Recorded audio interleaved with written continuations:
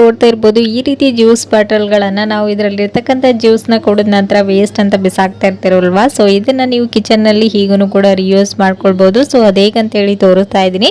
So ಇಲ್ಲಿ ನೋಡ್ತಾ ಇರ್ಬೋದು ವಿಡಿಯೋದಲ್ಲಿ ತೋರಿಸಿದಾಗೇ ಈ ಕ್ಯಾಪ್ಗೆ ಒಂದು 4-5 ಹೋಲ್ಸ್ಗಳನ್ನು ಈ ರೀತಿ ಹಾಕೊಳ್ಳಿ. ಹಾಕೊಂಡ ನಂತರ ಇದನ್ನು ಸ್ವಲ್ಪ ಡ್ರೈ ಆಗೋದಕ್ಕೆ ಬಿಡಬೇಕು. ಬಿಟ್ಟ ನಂತರ ಇದರಲ್ಲಿ ನೀವು ಮಸಾಲ ಐಟಮ್ಸ್ಗಳಾಗಿರ್ಬೋದು ಅಥವಾ ಸಾಲ್ಟ್ ಆಗಿರ್ಬೋದು, ಇಲ್ಲಾಂದರೆ ಈ ರೀತಿ ಗೋಧಿ ಹಿಟ್ಟು ಮೈದಾ ಹಿಟ್ಟನ್ನು ನೀವು ಹಾಕ್ಕೊಂಡು ಚಪಾತಿ ಏನಾದರೂ ಲಟ್ಟಿಸ್ಕೊಳ್ಳುವಾಗ ಸ್ವಲ್ಪ ಸ್ವಲ್ಪನೇ ಹಿಟ್ಟು ಬೇಕಾಗಿರುತ್ತಲ್ವ. ಸೊ ಆವಾಗ ನೀವು ಇದನ್ನು ಯೂಸ್ ಮಾಡ್ಬೋದು. ಸೊ ಅದು ಹೇಗೆ ವರ್ಕ್ ಆಗುತ್ತೆ ಅಂತೇಳಿ ತೋರಿಸ್ತೀನಿ ನೋಡಿ. ಸೊ ಇಲ್ಲಿ ನೋಡ್ತಾ ಇದ್ದೀರಾ ಇವಾಗ ಕ್ಯಾಪ್ಗೆ ಹೋಲ್ಸನ್ನು ಹಾಕಿ ರೆಡಿ ಮಾಡಿದ್ದೀನಿ. ಸೊ ಇವಾಗ ಇದರಲ್ಲಿ ಹಿಟ್ಟನ್ನು ಫಿಲ್ ಮಾಡಿಕೊಂಡು ನಂತರ ಈ ರೀತಿ ಯೂಸ್ ಮಾಡ್ಕೊಳ್ಳೋದು.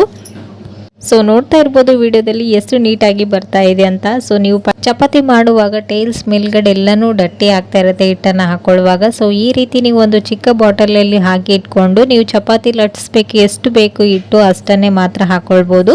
ಸೊ ಈ ಒಂದು ಟಿಪ್ಸ್ ಖಂಡಿತ ಯೂಸ್ಫುಲ್ ಆಗುತ್ತೆ. ಒಂದ್ಸರಿ ಟ್ರೈ ಮಾಡಿ ನೋಡಿ, ಓಕೆನಾ.